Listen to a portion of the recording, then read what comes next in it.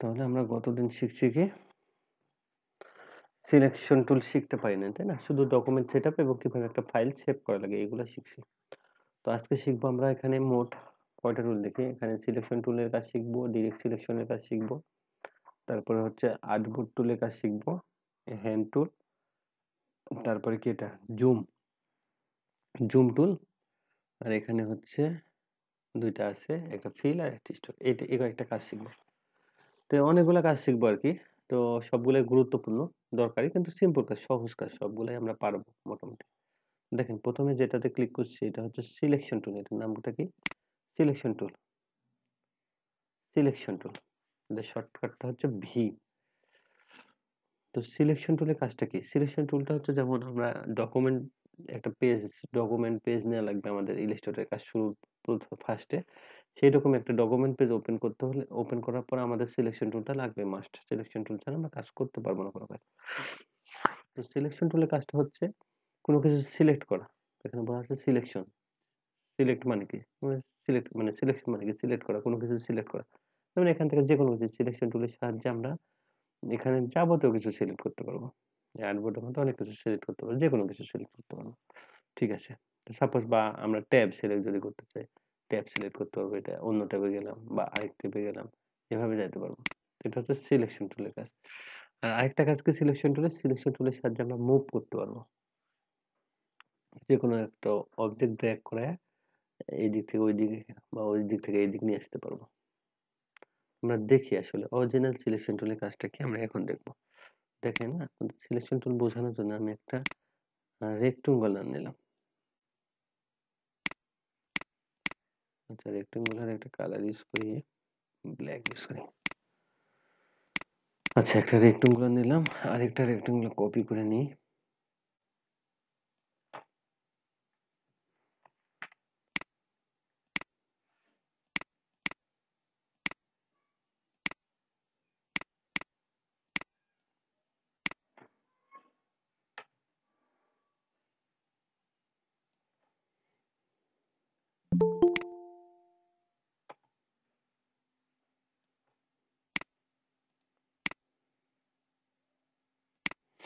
তো রেক্টেঙ্গুলার নিছি, তাই না? তো এই রেক্টেঙ্গুলার কিভাবে নিলাম, কপি করে কতগুলো নিলাম এটা দেখার আপনার দরকার নেই। আপনারা জাস্ট এখান থেকে একটা রেক্টেঙ্গুলার যখন প্র্যাকটিস করবেন তখন টেনে এনে কাজ করবেন। আচ্ছা ঠিক আছে।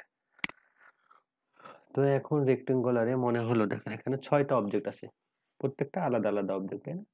প্রত্যেকটা আলাদা, আলাদা। এখন আমরা সিলেকশন টুলের মাধ্যমে সিলেক্ট করতে চাচ্ছি এই অবজেক্টটা, লাস্টের অবজেক্টটা। তো লাস্টের অবজেক্টটাতে আমাদের সিলেকশন টুল সিলেক্ট করে ক্লিক করা লাগবে। একটা ক্লিক যদি করি এটা আমাদের সিলেক্ট হয়ে গেল। দেখেন চারিদিকে পয়েন্ট চলে এসেছে। তার মানে এটা সিলেক্ট হয়ে গেল। তো আমার এখানে চিন্তা ভাবনা হচ্ছে আমাদের এই কালারটা চেঞ্জ করব।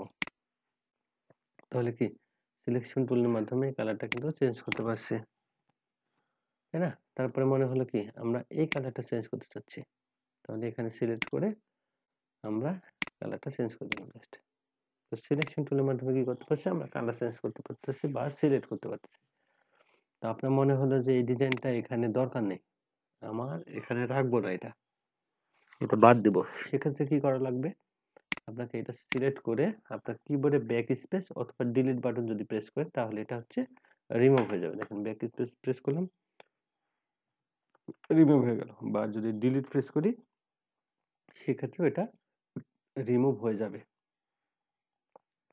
তো এটা রিমুভ করে দিলাম আমাদের আর্টবোর্ড থেকে।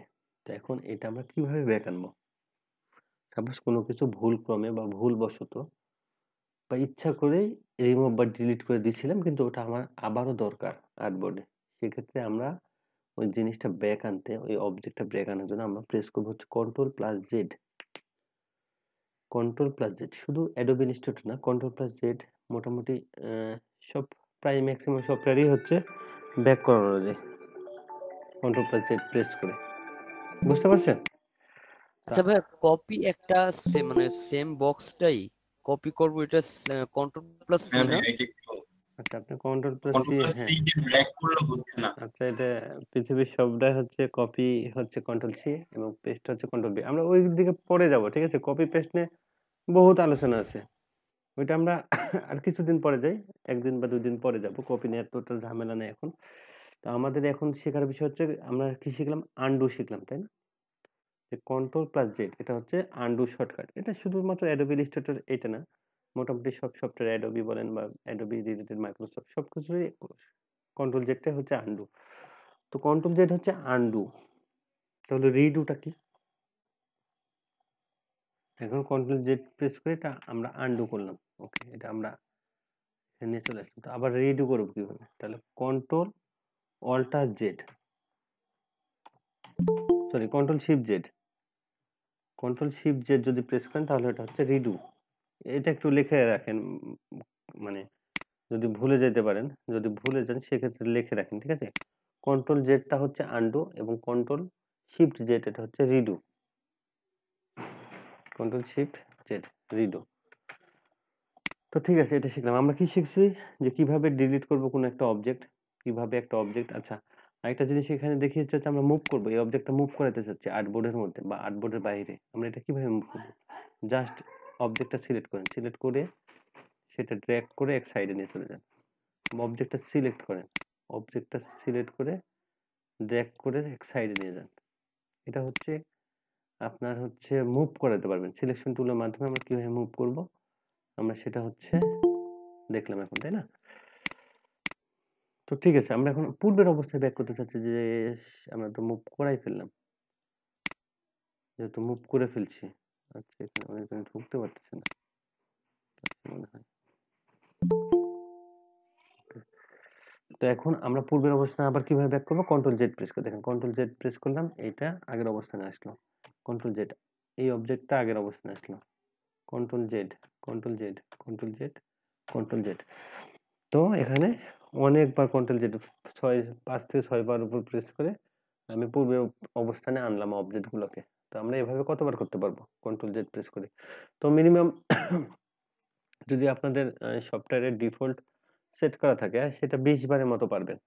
20 বার কন্ট্রোল জেড প্রেস করে পূর্বের অবস্থানে ব্যাক আনতে পারবেন অবজেক্ট গুলোকে। আর যদি নরমালি না থাকে তাহলে 100 বার পারবেন। তো 100 বার তো যাওয়ার দরকার নেই কারো, তাই না? 100 বারের কি দরকার পড়ছে? আপনার কোনো জিনিস ভুল ক্রমে ডিলিট হয়ে গেছে, তো সেটা ব্যাক আনানোর জন্য কন্ট্রোল জেড প্রেস করলেন, ঠিক আছে? সেটা 1 বার বা 5 বার বা 10 বার লাগবে সর্বোচ্চ হলে, এর বেশি তো লাগবে না, বা 20 বারই লাগলো, এর বেশি লাগবে না। ভাইয়া মুভ কিভাবে করে? মুভ করবেন সিলেকশন টুল দিয়ে, এটা আমাদের সিলেকশন টুল, সিলেকশন টুল দিয়ে আমরা সিলেক্ট করব অবজেক্টটা। সিলেক্ট করার পরে আমরা এটা ড্র্যাগ করব মাউস দিয়ে, মাউস দিয়ে যেদিকে নিয়ে যাব টান দিয়ে, মানে লেফট বাটনটা ধরে যেদিকে নিয়ে যাব সেই দিকে এটা চলে যাবে। বুঝতে পারছেন? যে আপনার এই আর্টবোর্ডের বাইরে যে কোনো হ্যাঁ জায়গাতে নিয়ে বুঝতে যেতে পারবেন। পেরেছি। বোঝা গেছে তো নাকি? হ্যাঁ, আচ্ছা, তো আমরা কি কি শিখলাম এখানে বলেন তো? আমরা শিখছি হচ্ছে সিলেকশন টুল, সিলেকশন টুল কিভাবে কাজ করে সেটা শিখলাম। তো এখন দেখেন সিলেকশন টুল যেহেতু শিখছি, সিলেকশন টুলের মধ্যে আরেকটা কাজ শিখবো আমরা। এখানে কালার চেঞ্জটা শিখবো এবং ফিল এন্ড স্ট্রোক সম্পর্কে জানবো, আসলে ফিল এন্ড স্ট্রোক কিভাবে কাজ করে। তো চলেন দেখে না যাক। তো আমাদের ফিল এন্ড স্ট্রোক কোথায় আছে?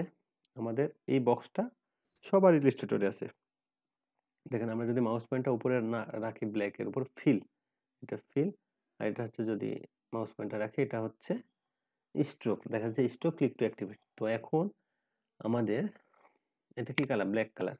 আমরা যদি এটাতে ক্লিক করি দেখেন অবজেক্টটা রেড হয়ে গেছে, এটা ফিল রেড। এটা কালারটা কি?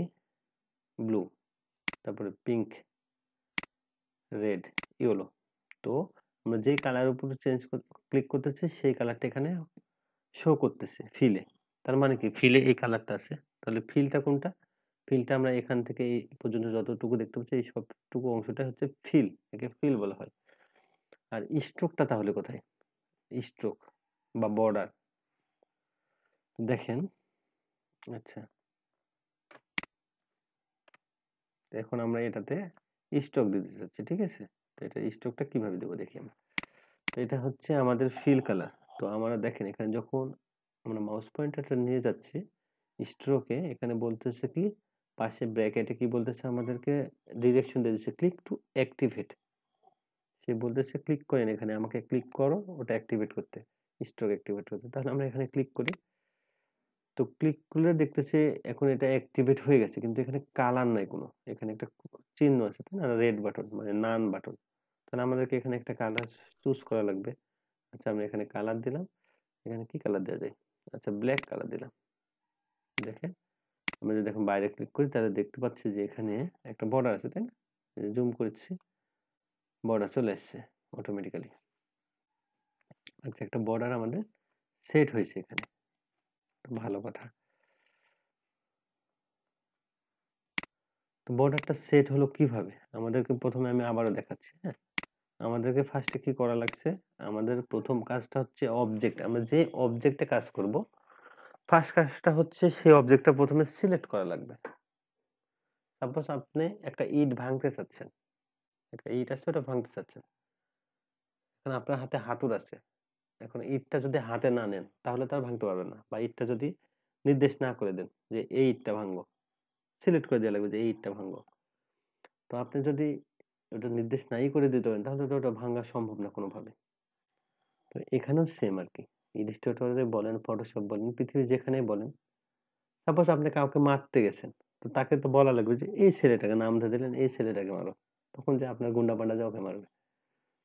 তেমন এখানে হচ্ছে আমাদের সিলেক্ট করে দেবেন, হ্যাঁ এই যে এই অবজেক্টটা তুমি হচ্ছে চেঞ্জ করো, এই অবজেক্টের উপর চেঞ্জটা করো। তাহলে এটা ব্লু, এই ব্লুটাকে চেঞ্জ করো। তাহলে ব্লুটা সিলেক্ট করলাম, ফার্স্ট কাজ সিলেক্ট। তারপরে কাজটা কি?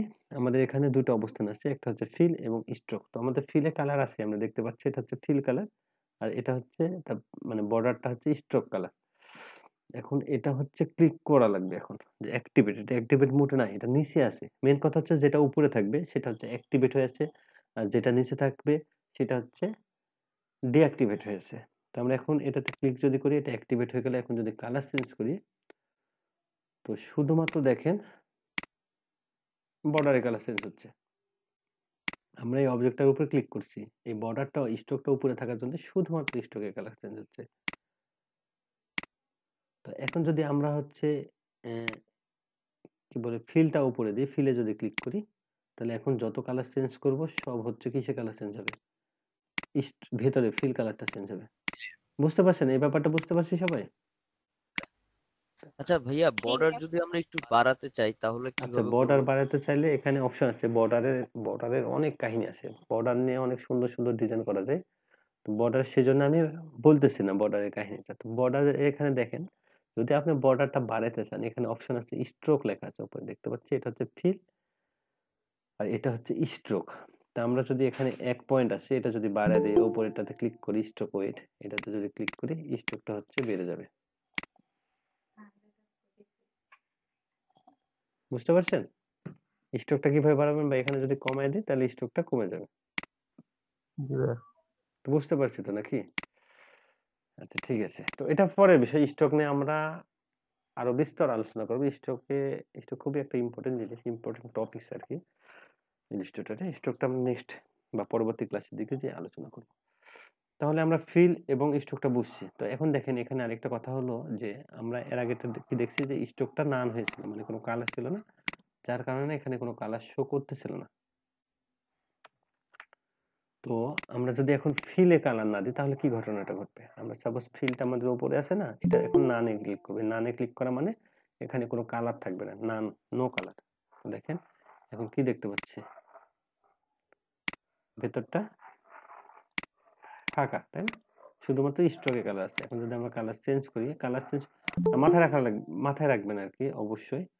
যদি কালার চেঞ্জ করতে চান, যেটা সেটা অবশ্যই উপরে থাকা লাগবে। আমরা এটা উপরে রাখলাম। আর যদি এখানে ডাবল ক্লিক করি, এই স্ট্রোকের এই প্যানেলের উপর যদি ডাবল ক্লিক করি, তাহলে আমাদের কালার মোডটা চলে আসবে। এটাকে বলা হয় কালার পিকার। এখান থেকে আপনি ইচ্ছে মতো কালারও সিলেক্ট করতে পারবেন। যেমন এখান থেকে সবুজ কালার সিলেক্ট করার ইচ্ছা থাকলো, তখন আপনি এটা ঘুরে দিলেন, এটা সবুজ হয়ে গেল। এখানে আপনারা দেখতে পারেন এটা হচ্ছে আগের কালার, এটা হচ্ছে বর্তমান কালার। আমি যদি এইদিকে ক্লিক করি, দেখেন সবুজটা ঘন হয়ে যাচ্ছে। তো আমরা এটা উপরের দিকে যেখানে মানে যে কালারটা আপনার দরকার, যদি ব্ল্যাক দরকার হয় নিচের দিকে থাকবে, এটা হচ্ছে সবুজ দরকার, সবুজ ওকে প্রেস করলে কালারটা কিন্তু চেঞ্জ হয়ে যাবে স্ট্রোকে। তো এইভাবে আমরা কালার চেঞ্জ করতে পারবো স্ট্রোক কালারটা। আবার যদি মনে হয় যে ফিল কালারটা আমরা চেঞ্জ করবো, ফিলে যদি ডাবল ক্লিক করেন, এখানেও কালার চলে আসবে। এখানে একটা কালার সেট করলেন, সাপোজ এই কালারটা ওকে প্রেস করলে এটা কালার চেঞ্জ হয়ে যাবে। বুঝা গেছে? ফিল এবং স্ট্রোক মাউস এটা বুঝতে পারছি? জি ভাইয়া। স্মুথ না আজকে ভিডিওটা দেখতে পাচ্ছি যেটা। বুঝি নাই? হ্যাঁ, আজকে ভিডিওটা যেটা দেখতেছি স্মুথ না, মানে মাউসটা আটকে আটকে আসতেছে। আচ্ছা। ওকে ভাই। তো এখন ফিল এবং স্ট্রোক আমরা তো এটা ক্লিয়ার বুঝছি তো, তাই না? যে আমরা কিভাবে ফিলে কালার আউট করে দেব, ফিলে কালার কিভাবে আউট করব, বা এখানে আরেকটা বিষয় দেখেন, আমাদের যেমন এখানে ফিলে কালারটা নাই, কিন্তু কালারটা না, আর হচ্ছে স্ট্রোকে কালারটা আছে। আমরা যদি এখানে যে অ্যারোটা দেখতে পাচ্ছি না, এটার নাম হচ্ছে সোয়াপ। যদি আমরা এই অ্যারোতে ক্লিক করি তাহলে কিন্তু এটা অপোজিট ঘটে যাবে। তার মানে কি ফিলে কালারটা চলে আসবে, আর হচ্ছে মানে ফিলের কালারটা স্ট্রোকে যাবে, স্ট্রোকের কালারটা ফিলে আসবে। দেখেন এখানে কি ছিল, ঘটনাটা এমন ছিল, তাই না? যে আমার ফিলে কোনো কালার ছিল না, স্ট্রোকের কালার ছিল এটা গ্রিন। তো আমি সোয়াপে ক্লিক করলে স্ট্রোকের কালারটা এখানে চলে আসলো ফিলে, আর ফিলে কালারটা চলে গেল, যেটা হচ্ছে ছিল না, কোনো কালার ছিল না। তো এটা আচ্ছা ভাই, তাহলে স্টকটা রয়ে গেল তাই না? যে স্ট্রোকটা হচ্ছে নান হয়ে গেল। নান হয়ে গেল। আচ্ছা, এটা ওকে। খুবই সিম্পল একটা বিষয়, ঠিক আছে? এটা বুঝতে একটু অসুবিধা হবে প্রথমে, মানে বুঝতে সমস্যা হবে ব্যাপারটা, কিন্তু আপনি যখন কাজ করবেন, এটা অ্যাকচুয়ালি যখন কাজ করে দেখতে যাবেন, তখন দেখবেন যে আসলে এটা খুবই ইজি, অতটা কঠিন একটা টপিকস না। আচ্ছা, যদি সমস্যা হয় আমি তো আছি, সমস্যার সমাধান করে দিব। তো ফিল এবং স্ট্রোক গেল, আমরা কি শিখলাম? সিলেকশন টুলের কাজ শিখলাম, তার পাশাপাশি হচ্ছে ফিল এবং স্ট্রোক দেখলাম, তাই না? তো এখন দেখবো, দেখেন আর্টবোর্ডে আসবো আমরা। তো এটা খুবই সহজ একটা টপিক, আমরা আজকে যে কয়টা টপিক চালু করবো প্রত্যেকটা টপিক সহজ। আচ্ছা, তো আর্টবোর্ড টুল, এটার নাম হচ্ছে আর্টবোর্ড টুল। এটা শর্টকাটটা হচ্ছে শিফট প্লাস ও। তো আপনাদের যাদের হচ্ছে ল্যাপটপ এটা নাই আর কি, মনে হয় এটা আছে, ওই যে ডটেতে ক্লিক করলে আমরা পেয়ে যাব, যেভাবে দেখাচ্ছিলাম। তো যাদের নাই তারা হচ্ছে যদি খুঁজে না পায়, তাহলে আমরা শিফট প্লাস ও যদি প্রেস করি, দেখেন আমি আমার মাউস পয়েন্টারটা এখানে, তাই না? আমি এখন আমার কিবোর্ডে শিফট প্লাস ও প্রেস করলাম, তো দেখেন অটোমেটিক্যালি এই যে এটা সিলেক্ট হয়ে গেছে এখানে, এটা সিলেক্ট হয়ে গেছে। আচ্ছা ঠিক আছে, এটা কাজ আমরা দেখি। তো এটা হচ্ছে আর্টবোর্ড টুল, এটার নাম হচ্ছে আর্টবোর্ড টুল। তো আর্টবোর্ড টুলে যদি ক্লিক করি তাহলে আমরা এখানে বুঝতে পারতেছি আর্টবোর্ডটা চলে এসছে। এখানে দেখেন এটা হচ্ছে আর্টবোর্ডটা, কি এটার মাধ্যমে হচ্ছে আর্টবোর্ড আমরা ইচ্ছা করলে ছোট বড় করতে পারবো, ইচ্ছা মতো আর্টবোর্ড করতে পারবো। দেখেন আমরা সাপোজ আর্টবোর্ডটা কমায় দিলাম, তো এখন যদি মাউসটা এদিকে নিয়ে যায় তাহলে বুঝতে পারবো বড় করতে যাচ্ছে। দেখেন ডাব্লু আর এইচ লেখা আছে 470/296। আমাদের অরিজিনাল সাইজটা কত ছিল? 600/400 ছিল না? প্রথমে যখন চেয়েছিলাম তখন 600/400 ছিল। তো আমরা কিন্তু এইভাবে ক্লিক করে আমরা কিন্তু আর্টবোর্ড দেখেন ছোট করে ফেলতে পারবো। তারপরে আবার আরেকটা কাজ কি আছে, এখানে আর্টবোর্ড টুলে সিলেক্ট করলাম। আমরা যদি উপরের দিকে যাই, সাব প্যানেলে যাই, তো এখানে আমাদের হচ্ছে আর্টবোর্ডে শুরুতে যেটা ছিল ডকুমেন্ট সেটআপের সময়, এখন কিন্তু সেটা চলে এসেছে। দেখুন এখানে মাধ্যমে এটা কি আমরা তো বললাম পোর্ট্রেট, আর এটা হচ্ছে ল্যান্ডস্কেপ। এটা প্রথম দিন আমরা দেখছিলাম, তাই না? দুইটা অপশন। এখন যদি আমরা এটাতে ক্লিক করি তাহলে কিন্তু চেঞ্জ হয়ে যায়, মানে আগে যেটা ছিল অবস্থানটা সেটা বিপরীত হবে সম্পূর্ণ। আচ্ছা ঠিক আছে, এটা আমরা জানি। তো সাপোজ আপনার এখন 600/400, তো আপনার বা আপনি একটা কাজ করতেছেন 600/400, তারপরে বুঝলেন যে না এটা আসলে 600/400 কাজ না, এই কাজটা করব আমি হচ্ছে 1000/800 তে করবো, বা আমার এই কাজটা 1000/800 পিক্সেলের দরকার। সেক্ষেত্রে আপনি কি করবেন? সেক্ষেত্রে আবার একটা নতুন পেজ নেবেন, সেটা নেওয়ার কোনো দরকার নেই। আপনারা এখানে দেখেন ডাব্লু মানে উইথ, আর হচ্ছে এইচ মানে কি হাইট। তো আমরা এখানে যদি ভ্যালুটা চেঞ্জ করি তাহলে হবে এখানে 490। তো এই জায়গাটা যদি আমরা 1000 করে দিই, 1000 পিক্সেল করে দিলাম, এখানেও সেম 1000 করে দিলাম, করে ইন্টার প্রেস করলাম। তো দেখেন আমাদের কিন্তু কি হয়েছে, চেঞ্জ হয়ে গেছে আর্টবোর্ডটা। আর্টবোর্ডটা যদি এখন সিলেকশন টুল সিলেক্ট করি, সরি আবার করা লাগবে। তো আবার দেখি আমরা কিভাবে করব। এটা আমাদের একটা আর্টবোর্ড। তো আর্টবোর্ডটার চিন্তা কি হলো যে আমরা এটা 1000/800 তে করব। সেক্ষেত্রে আমরা কিভাবে চেঞ্জ করব? আমরা আর্টবোর্ড টুলে ক্লিক করব, ক্লিক করার পরে এখানে দেখেন ডাব্লু উইথ, এখানে 1000, হাইট হচ্ছে এই যাতে আছে, হাইটটা দিলাম 1000। এখানে দিয়ে যদি এখন কন্ট্রোল সরি ইন্টার প্রেস করি, আমাদের কিবোর্ডে ইন্টার বাটন প্রেস করলে এটা হচ্ছে 1000 বাই সরি 1000 না 800 দিই, তাহলে ভালো হবে, দেখতে ভালো লাগবে। 800 এন্টার দিলাম, একটা আর্টবোর্ড পেলাম 1000/800। তো আমরা এই সাইডের অপশনগুলো সরাবো কিভাবে? আমরা যদি এখান থেকে এখন সিলেকশন টুলটা সিলেক্ট করি, এটা অটোমেটিক্যালি সরে যাবে। তো দেখেন আমাদের একটা আর্টবোর্ড পাইলাম হচ্ছে 1000/800 একটা আর্টবোর্ড পেয়ে গেছি। আমাদের ছিল কত? 800/600। তো এটা কিভাবে চেঞ্জ করবো বুঝতে পারছি? জি ভাইয়া। ওকে। তো এখন আমরা আর্টবোর্ড টুলটা শেষ। আর্টবোর্ড টুলের কাজটা এখানে। তো এখন আমরা শিখবো, তো আর্টবোর্ড টুলের, আচ্ছা আর্টবোর্ড টুলে আরেকটা কাজ আছে। যদি সাপোজ আর্টবোর্ড টুল সিলেক্ট করি, এখানে দেখেন কাস্টম আছে, অ্যারো আছে। এই অ্যারোতে ক্লিক করলে বিভিন্ন সাইজ, যদি আপনাদের কোনো A4 সাইজ লাগে তো ওটা কাস্টমাইজ বসানোর দরকার নেই। A4 এ ক্লিক করলে এটা বসে যাবে সেই সাইজ অনুযায়ী, যত সাইজ A4 এর। বা গুগল পিক্সেল এত, মানে এগুলা আর কি অতটাও গুরুত্বপূর্ণ না, জাস্ট দেখালাম আর কি। ঠিক আছে?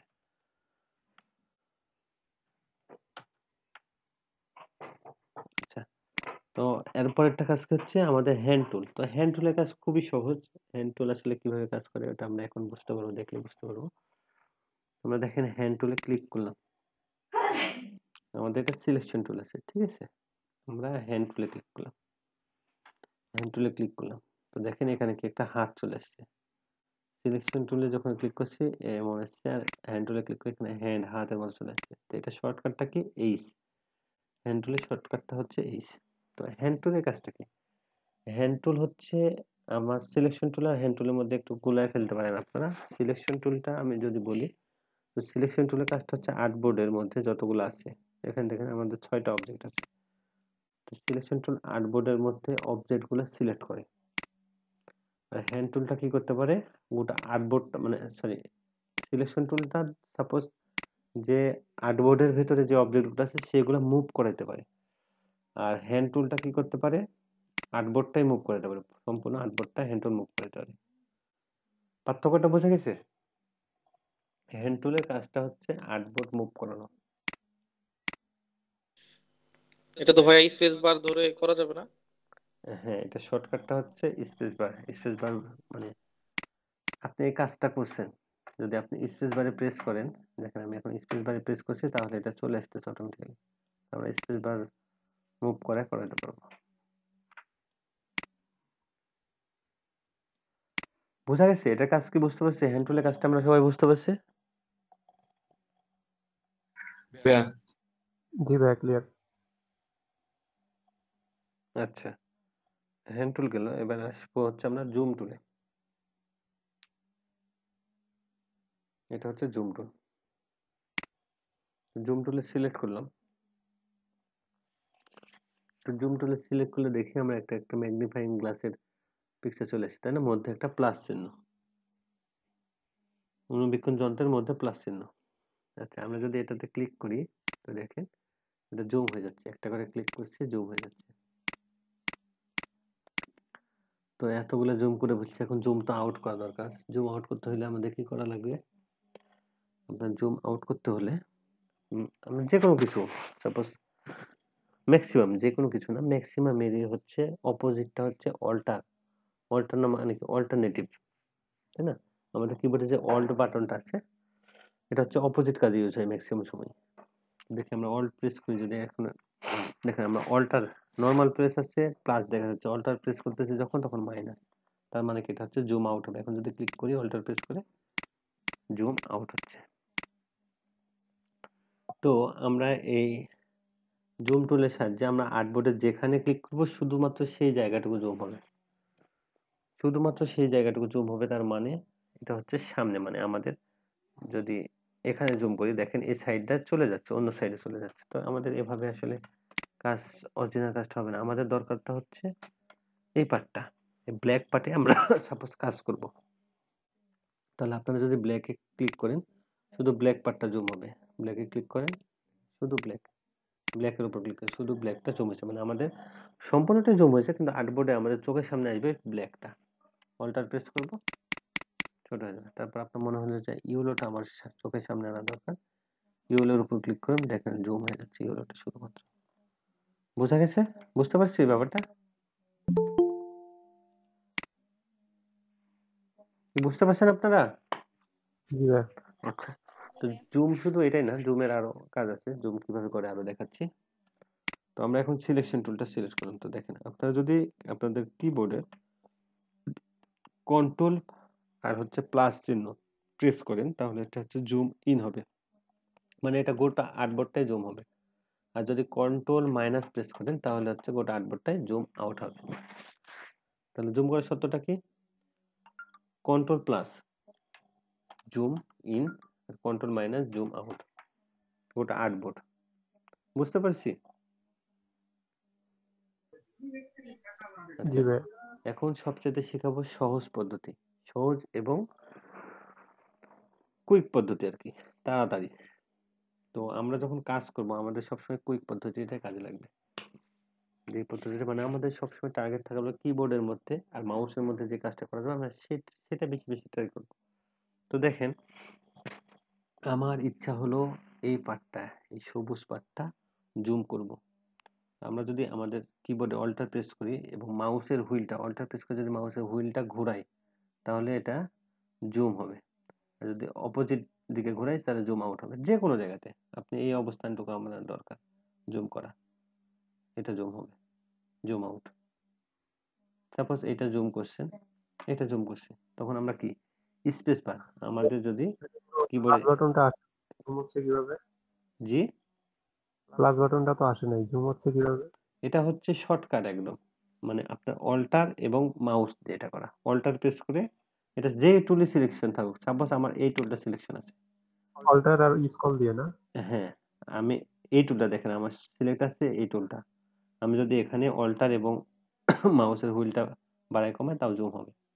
বুঝা গেছে? এটা হচ্ছে শর্টকাট ওয়ে এবং এটাই হচ্ছে সবচেয়ে ইফেক্টিভ, সবসময় কাজে দিবে এটা আপনার। আমরা অল্টার প্রেস করে যেখানে যেটাতে ক্লিক করবেন যে আমরা এই পজিশন জুম করতে চাচ্ছি ওইটাই চলে যাবে চোখের সামনে। তো এটা হচ্ছে জুম ইন এবং জুম আউট। সাপোজ আমি এটা জুম করছি, তা দেখেন আমাদের ব্ল্যাক পার্টটা ভালোভাবে দেখা যাচ্ছে না। তখন আমরা কি করব? হ্যান্ড টুলের মাধ্যমে হেল্প নেব। আর সেটা কিভাবে? আমরা যদি স্পেস বারে ক্লিক করি, স্পেস বারে ক্লিক করলে হ্যান্ড চলে আসছে, তখন আমরা মাউস ধরে টেনে নিয়ে এর দিকে আনলাম বা নিচের দিকে আনলাম। তো এইগুলা জিনিস হচ্ছে খুবই দরকারি জিনিস। এটা প্রত্যেকটা কাজ যখন করবেন, প্রত্যেকটা কাজ করার সময় এই জিনিসগুলো লাগবে আমাদের। বোঝা গেছে? স্পেস বারের জিনিসটা একটু আবার বলবেন? আচ্ছা, স্পেস বার যেমন এটা আমরা একটু জুম আউট করে দেখি। স্পেস বার আমরা যদি স্পেস বার ক্লিক করি, স্পেস বার প্রেস করি, শুধুমাত্র স্পেস বার, দেখেন হ্যান্ড টুল চলে আসছে। তারপরে যদি আমরা আমাদের মাউস দিয়ে এটা মুভ করাই, এটা মুভ হচ্ছে।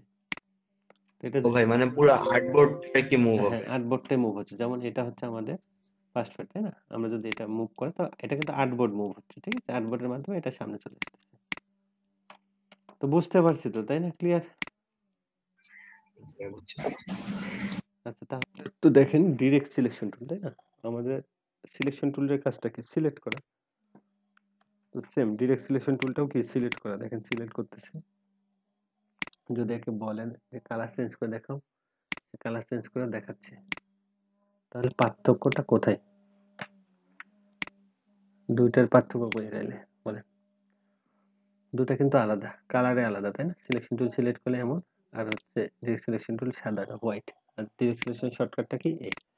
তো ডিরেক্ট সিলেকশন টুলটা হচ্ছে আমাদের যেমন এটা সিলেক্ট করে সিলেকশন টুল, এটা একাধারে হ্যাঁ আমারও সিলেকশন টুল, তারপরে হচ্ছে এটা সিলেকশন টুল, এটা সিলেকশন টুল, তাই না? তো আমরা এটা কিভাবে কাজ করি? Direct selection tool, direct selection টুলের কাজটা আমরা দেখি। তো আমাদের প্রত্যেকটা অবজেক্টের অ্যাঙ্কর পয়েন্ট থাকে। যে অবজেক্টে নিই না কেন, যে অবজেক্টটা ড্র করি, যেটাই করি, অ্যাঙ্কর পয়েন্ট থাকবে মাস্ট। দেখেন আমরা যে রেক্টেঙ্গুলারটা নিচ্ছি, এখান থেকে একটা রেক্টেঙ্গুলার নিচ্ছি, এই রেক্টেঙ্গুলার 4টা অ্যাঙ্কর পয়েন্ট আছে। তাহলে এখন বলেন যে অ্যাঙ্কর পয়েন্টগুলো কোনগুলা? অ্যাঙ্কর পয়েন্টটা হচ্ছে আমরা যদি এখানে দেখেন মাউস পয়েন্ট একদম কোণাতে মাউস পয়েন্ট নিয়ে যাই, লেখা আছে অ্যাঙ্কর, উপরে দেখেন পিঙ্ক কালারে লেখা আছে ANCHOR অ্যাঙ্কর। তো এটা হচ্ছে অ্যাঙ্কর পয়েন্ট। আমরা যদি এই অবস্থানে নিয়ে যাই একদম কোণাতে, 4 কোণাতে 4টা অ্যাঙ্কর পয়েন্ট আছে, দেখেন অ্যাঙ্কর লেখাচ্ছে অ্যাঙ্কর। তো অ্যাঙ্কর পয়েন্টের উপরে যে অবস্থানগুলো আছে দেখেন এটা হচ্ছে পাথ, এক একটা এইগুলোকে বলা হয় পাথ। এটা পাথ, সাইডে পাথ, মানে এক অ্যাঙ্কর পয়েন্ট থেকে আরেক অ্যাঙ্কর পয়েন্ট পর্যন্ত যতটুকু দূরত্ব সেটা হচ্ছে পথ। আর ভেতরটা কি? ভেতরটা একটা ফিল অপশন অবজেক্ট। তো এটা হচ্ছে পয়েন্ট, আমাদের বর্ডার বলতে পারেন সাইডে। তো আমরা এই অ্যাঙ্কর পয়েন্ট বা পথের সাহায্যে একটা শেপই আমরা পরিবর্তন করে দিতে পারি। দেখি আমরা ডিরেক্ট সিলেকশন টুল দিয়ে যদি আমরা অ্যাঙ্কর পয়েন্টে ক্লিক করি, অ্যাঙ্কর পয়েন্টে কোনো ক্লিকের অবস্থান আসছে না। দেখেন অ্যাঙ্কর পয়েন্টে লেখা দেখবো সেটার অবস্থান নেই। এটা ড্র্যাগ করে ছোট করা যায়। এরকম অবস্থানটা দেখতে পাচ্ছি। বা এইদিকে যদি ছোট করতে চাই, এদিকে ছোট করতে চাই, এইরকম অবস্থান দেখতে পাচ্ছি। আর ডিরেক্ট সিলেকশন টুল দিয়ে আমরা কিন্তু যদি এখানে ক্লিক করি, মানে ক্লিক না ধরলে অ্যাঙ্কর পয়েন্ট দেখতে পাচ্ছি। তো দেখেন আমরা এই অ্যাঙ্কর পয়েন্টে যদি ক্লিক করি, শুধুমাত্র একটা অ্যাঙ্কর পয়েন্টে ক্লিক করলাম, ঠিক আছে? একটা অ্যাঙ্কর পয়েন্টে ক্লিক করে আমরা যদি এটা এইদিকে টান দিই, দেখেন শুধুমাত্র এই পয়েন্টটা বড় হচ্ছে, এই পয়েন্টগুলো সব সমান থাকতেছে। তারপরে যদি এখানে ক্লিক করি, দেখেন বড় হয়ে গেছে এইদিকে। যদি মনে করি যে এখানে ক্লিক করব, শুধুমাত্র এইটাই আমরা কি করতে পারতেছি, দেখেন অবজেক্টে পরিবর্তন করে দিচ্ছি। কিন্তু একটা রেক্টেঙ্গুলার ছিল, আমরা কি করে দিচ্ছি, যে হাল বয় গরু দিয়ে, ওটাকে কি বলে ভুলে গেলাম, যে এখানে যদি একটা লাঠি অ্যাড করে দিই তাহলে কিন্তু ওটাই হয়ে যাবে। ভাই লাঙ্গল বলে, লাঙ্গল লাঙ্গল, লাঙ্গল লাঙ্গল লাক। লাঙ্গলের মতো হয়ে গেছে কিছুটা। তো ডিরেক্ট সিলেকশন টুলের মাধ্যমে আমরা এভাবে যে কোনো একটা সিলেকশন, দেখেন আমি কিন্তু ডিরেক্ট সিলেকশন টুল দিয়ে সিলেক্ট করছি, সবগুলা চলে যাচ্ছে, গোটাই চলে যাচ্ছে, বা এখানে ক্লিক করছি গোটাই চলে যাচ্ছে। তো তার কারণটা কি, আমাদের প্রথম অবস্থায় এখানে একটা ক্লিক করা লাগবে, যে পয়েন্টটা চেঞ্জ করছে সেই পয়েন্টে, এই পয়েন্টে ক্লিক করলাম।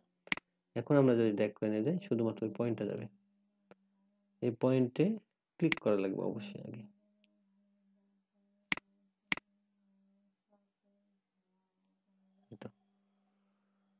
তো যদি আমরা মনে করি যে ভাই আমরা তো চেঞ্জ করলাম, দেখলাম আমরা হচ্ছে দুটো পয়েন্ট যদি একসাথে চেঞ্জ করতে চাই, সেটা কি পারবো? হ্যাঁ অবশ্যই পারবেন। দুটো পয়েন্ট যদি আমরা সিলেক্ট করি, এখানে ড্র্যাগ করে সিলেক্ট করলাম দুইটা পয়েন্ট, তখন দুইটা পয়েন্টটা কি আমরা কিন্তু একসাথে মুভ করে দিতে পারবো একদিকে। মনে হলো যে এই দুইটা পয়েন্ট সিলেক্ট করে কাজ করতে চাই, তো এই দুইটা পয়েন্ট সিলেক্ট করে, উপরে পয়েন্ট ঠিক আছে, যেখানকার পয়েন্ট সেখানে আছে, শুধু নিচের পয়েন্টটা কি পরিবর্তন হচ্ছে।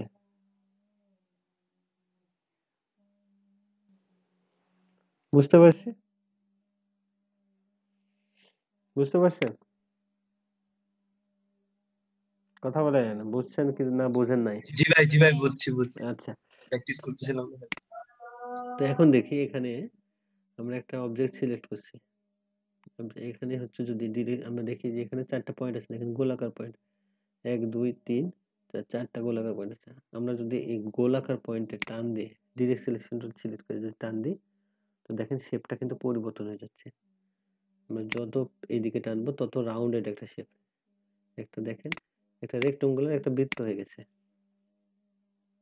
ভাই এটা কিভাবে করছেন আবার একটু দেখাবেন? আচ্ছা আবার দেখাচ্ছি। তো এটা আমাদের আগের অবস্থান ছিল, তাই না? আমরা ডিরেক্ট সিলেকশন করে সিলেক্ট করলাম, সিলেক্ট করে এখানে ক্লিক করলাম, প্রেস করলাম, দেখেন এখানে আমরা দেখতে পাচ্ছি বৃত্ত, চার কোণাতে চারটা বৃত্ত হয়ে আছে, তাই না? আছে কি? তো আমরা যদি এটা টান দিই, এখন পয়েন্টটা, এটাও কি অ্যাঙ্কর নাকি উপরেরটা অ্যাঙ্কর? এটা অ্যাঙ্কর পয়েন্ট, এটা অ্যাঙ্কর না। আচ্ছা ভাই। আমরা যদি এটা ধরে ক্লিক করি, এখানে ক্লিক করে যদি ধরে আনি, তো দেখেন এটা হচ্ছে আমরা বিভিন্ন শেপের মাধ্যমে নিতে পারবো। যদি মনে করেন যে না আমরা শুধুমাত্র উপরের দুইটা নিতে চাচ্ছি, হ্যাঁ উপরের দুইটাও পারবেন। এই তো শেপ হয়ে গেছে, আলাদা একটা শেপ তৈরি করে ফেলছি। বোঝা গেছে?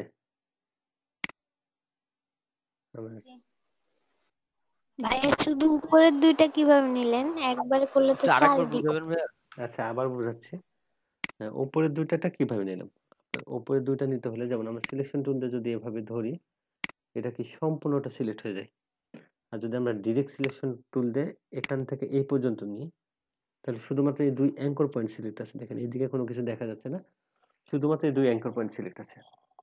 আমরা এখন যদি এটা ড্র্যাগ করে নিচের দিকে নামাই, তাহলে কি হবে, এটা হচ্ছে একটা শেপে তৈরি হয়ে গেল।